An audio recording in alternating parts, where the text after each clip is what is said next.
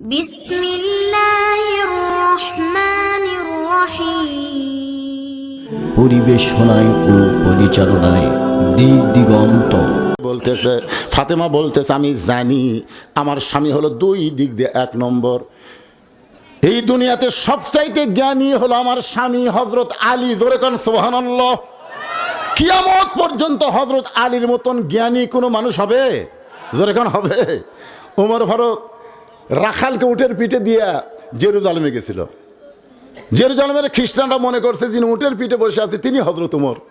একটা চৌকি এনে উটের সঙ্গে লাগায় বলতেছে, আমিরুল মুমিনিন চোখের ওপর আস্তে পা দেয়া তারপরে মাটিতে নামেন। রাখাল খালি ছোট বাচ্চার মতন কান্দে। জেরুজালেমের লোকেরা বলে, আপনি কান্দেন কেন আমিরুল মুমিনিন? বলে, আমি তো আমির না রে পাগল, যিনি উটের রশি ধরে জমিনে দাঁড়ায় আছে তিনি হলেন হযরত ওমর। সমস্ত জেরুজালেমের খ্রিস্টানরা বলে, এটা কেমনে হয়? রাখাল বলতেছে, আল্লাহর কোরআন অনুযায়ী যখন রাষ্ট্র চলবে তখন এমনি সম্ভব হয়ে যায়। ধরে কোন সুবহানাল্লাহ। আপনারা দেখেননি, আমি দেখছি বাংলাদেশের শহীদ প্রেসিডেন্ট জিয়াউর রহমান যখন বাংলাদেশের রাষ্ট্রপতি হলো, ইনি বগুড়ার সাতমাথা থেকে মহাস্থানগড় পর্যন্ত হেঁটে হেঁটে গেছেন। ডিসি, এসপি, এমপি, মন্ত্রী এরকে ডায়রিয়া হসে, এরকে ডায়রিয়া হসে।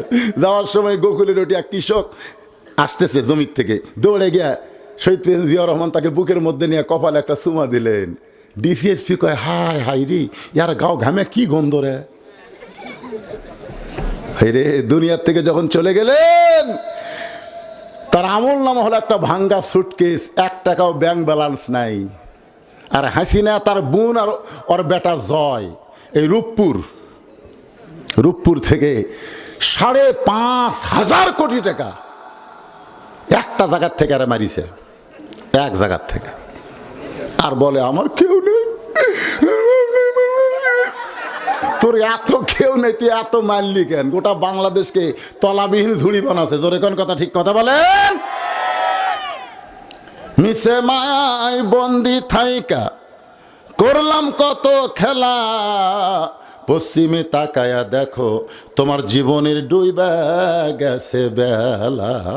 ওগো স্বামী, আমি জানি দুনিয়াতে সবচাইতে 1 নম্বর আপনি জ্ঞানী। সমস্ত জেরুজালেমরা বলতেছে, তাহলে আর আমরা খ্রিস্টান থাকবো না, আমাদের পড়ায়া দেন লা ইলাহা ইল্লাল্লাহু মুহাম্মাদুর রাসূলুল্লাহ। সব খ্রিস্টান মুসলমান হয়ে গেছে। সুবহানাল্লাহ। আপনারা বলেন তো, এখানে কোনো যুদ্ধ করা লাগছে? কোনো যুদ্ধ করা লাগছে?